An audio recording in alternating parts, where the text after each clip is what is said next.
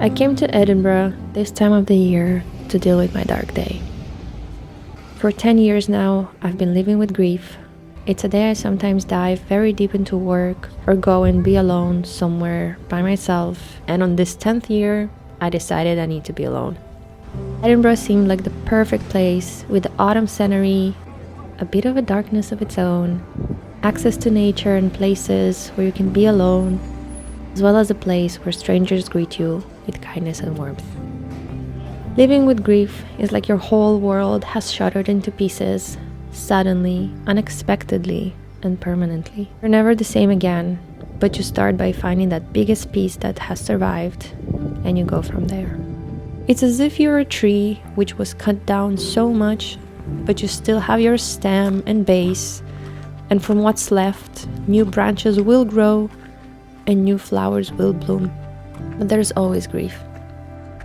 There is always that cut that has happened, and I don't think it ever goes away. You can also think of it as a vase that was broken down into so many pieces. You find the biggest piece, and from that one you start collecting yourself bit by bit, piece by piece, with many holes and glued up pieces together, and it's not the same vase anymore. It's something new or different, where the cracks and the glued parts are the effects of the grief's impact.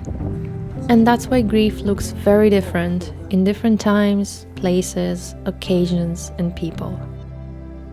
It's my dark day today, and it's something I will have for the rest of my life. I equally cannot believe it has been 10 years, and that it has only been 10 years. I don't know how life would have looked like if some events would not have happened, but they did, so I'm not even going to think in that direction. Even with grief being there, I still consider myself lucky, especially with all the wars that are going on right now. I am grateful for what I do have. I am a happy person, and I love life. May you never know such pain, but if you do, I hope you can find that big piece of yours and start from there.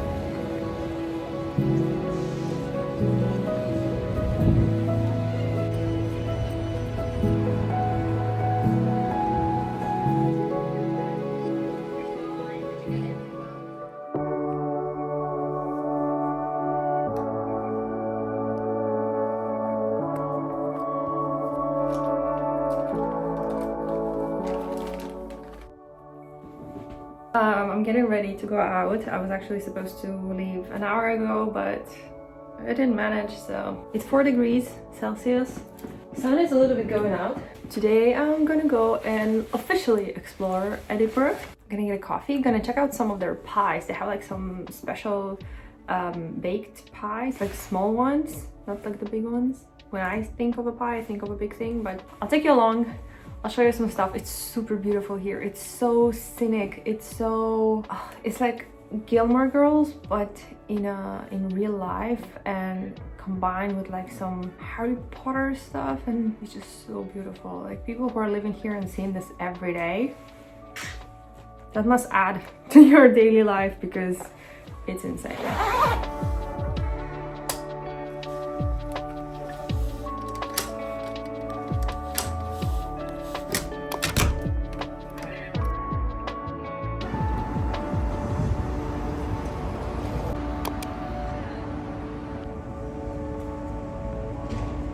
It's so cold.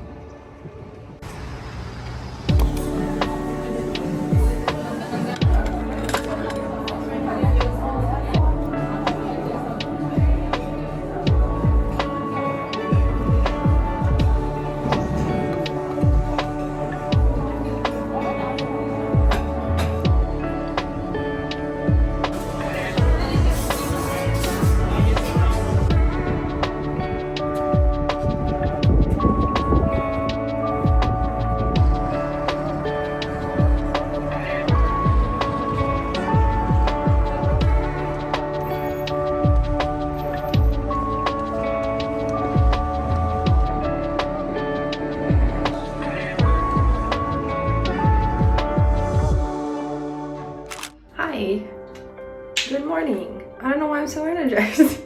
Had a very good sleep. Nowhere to rush, just, you know, taking it easy. I slept until 7:30, but it's here local time, so in my time it's 8:30. Quite unusual. Oh, now that I'm talking to you, I forgot that I need to meditate in the journal. This is another thing, that if I don't wake up on time, my time, like the early morning, then there is so much stuff I can already do that I kind of forget that I still need to meditate. I saw that it's a little bit, what is it? Well, the sunrise has already happened. It's not really sunny out there, meaning that it's gonna be even more cold. So I was initially thinking to grab a pastry and a coffee and go somewhere to the park and just talk to you. But I think that instead, I'm gonna go grab the pastry and coffee, come back to the hotel and have it here. And then we can have like one more walk around the city. So yeah, that's what we're gonna do.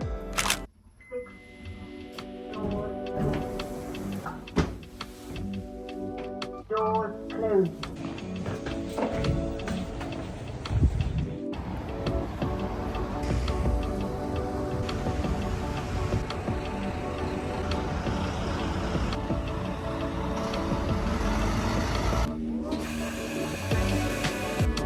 Secure the goods. Just got back. So you know how in hotels you have this like thing that you like take out and insert the card in order to have electricity? So in this one, every time you do that, the TV turns on and it shows you this. I'm here to have my meditation. I have my journaling buddy here, and I'll need to turn off the video because that's where my meditation app is. Let's try this coffee. And there's almost nothing in the cup. Oh, but it's good. Look how huge it is. It's almost like my head. No, it's not. Maybe like half of my head. And the croissant is even bigger. So yeah, okay, let's have a bite.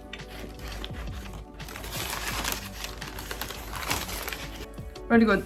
Very expensive. Like that one piece, just one, costed me 220 euros. It's not like overly expensive. It's still very good. It's a big piece of pastry, but I still find it a little bit expensive. It's on the a little bit higher than your average croissant. But in all fairness, I also didn't buy much pastries here, so I'm not sure what's the price range. It's still okay. I think in Berlin we just have a lot of cheaper stuff. I think Germany overall is a little bit more affordable when it comes to pastries and bakeries, because they're just everywhere there. That's on that. I really need to meditate and to journal first, and then we can continue with our day. I'm done with my meditation and my journaling. I think today was the first time when I was like really wanting to fast forward it. I'm going strong on 70 something days, so I'm not gonna stop it. It's funny how I realize through those meditations, and I'm doing guided meditation, right? Without even knowing, I was already aligned with a lot of the practices that are being taught in meditation. Obviously nothing is perfect, but it's just that I feel like a lot of the things that I'm being guided and taught are already part of my values initially, you know, when coming to meditation. So I cannot say that it's like, oh, okay, I don't need to meditate at all. No, but it's just nice to know that your ways of thinking, what they bring and how they benefit one thing or another, or, you know, this sort of thing. So I'm having the coffee. It's a really good coffee. I'm even considering to go and get one again after I finish this one. But I don't know why I did that, but I booked my flight to depart at 6 a.m. from Edinburgh. I don't know how much cheaper it was, or why did I do that. I really don't understand. I'm trying to figure out if there was something that I needed to do tomorrow. That's why I'm flying so early, but I don't think so. Oh, maybe I thought to work.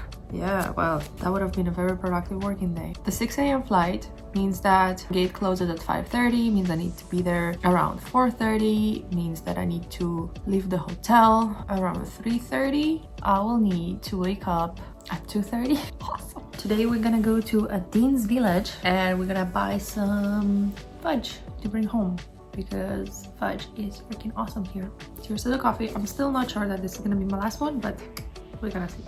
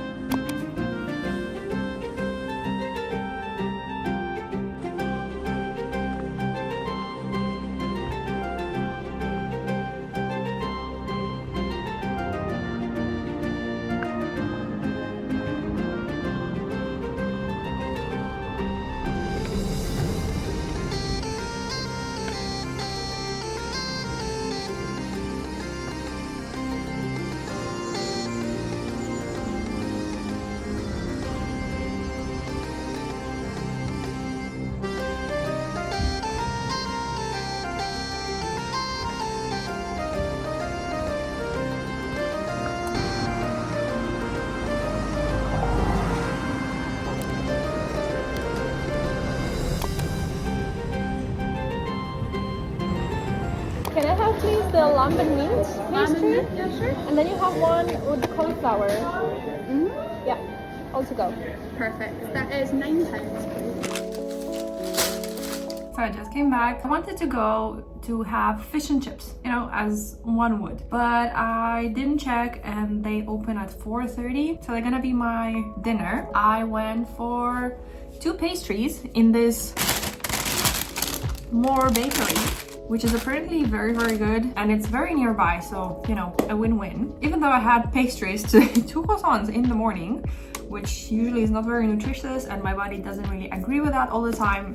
But hey, they have a lot of, I want to say award-winning, but I'm not sure if they're award-winning. There are some of them, but they had like steak inside of it, and I didn't really wanted to go for a steak.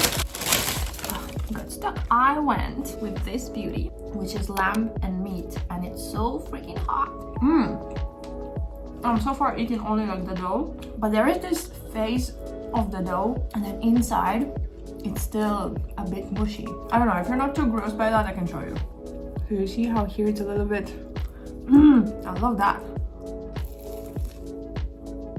Oh, here's the lamb. Last bit. I'm gonna chill now a little bit, watch some BBC, because that's what you do when you go to the UK. I'll finish my broccoli pastry in a bit.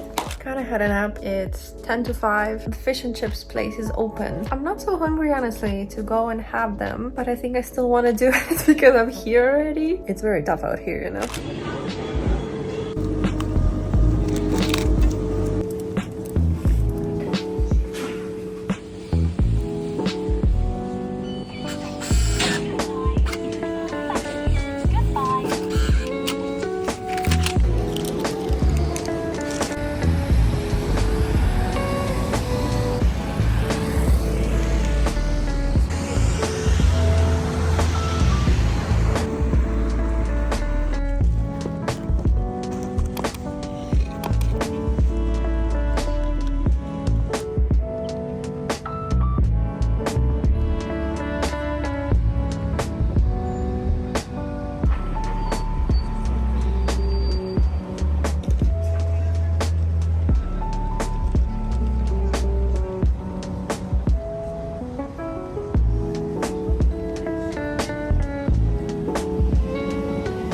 As you saw, I got my fish and chips. It's a massive portion that obviously I would not be able to finish since I had the 2 pastries. It's very, very tasty. And the service, again, so lovely. Look at those, they're just like real potatoes. I don't know what it is, but so I was born in Israel, lived there a massive chunk of my life. Then I was moved to Ukraine, lived there also quite a few years. Then I moved to Germany by myself. I would not say that in all of those countries like the service is amazing. I went to Israel recently when I had issues with my passport. I cannot remember it having like some sensational customer service or service. In fact, I would probably say more no than yes.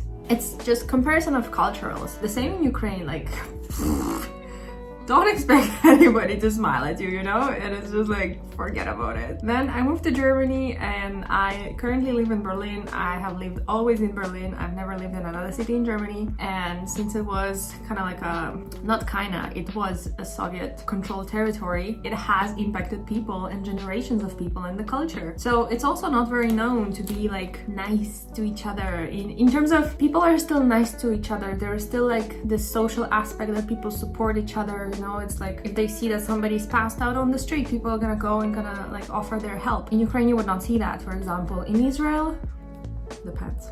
You go here, I remember I was in London 10 years ago, people were nice, but here in Edinburgh, in Scotland, oh, it was so nice, it makes me want to cry. Like seriously, it's as if I found my people. I'm a very nice person. I spoke to a friend about that. In Germany, we really struggle with this whole thing. And bear in mind that none of us come from countries with like massive hospitality and massive politeness towards each other. But it's just like this thing that when you go on the street and I don't know, people are almost like giving you like strange looks, or just if you smile at them, it's considered, it will almost feel like a criminal or something. I'm obviously exaggerating this, but just like, you know, you get the sense. Here is like, you're smiling at people, people smile back at you, they say hi, thank you, sorry. It's just politeness. And what I spoke to my friend about, and we kind of like came to the conclusion that it doesn't have to be like from the bottom of your heart, like the most genuine thing. No, but just like, you know, those minor interactions during the day, when you come back home, it doesn't make you feel bad about your day, you know? Like now I came back from just freaking buying fish and chips, and it's just like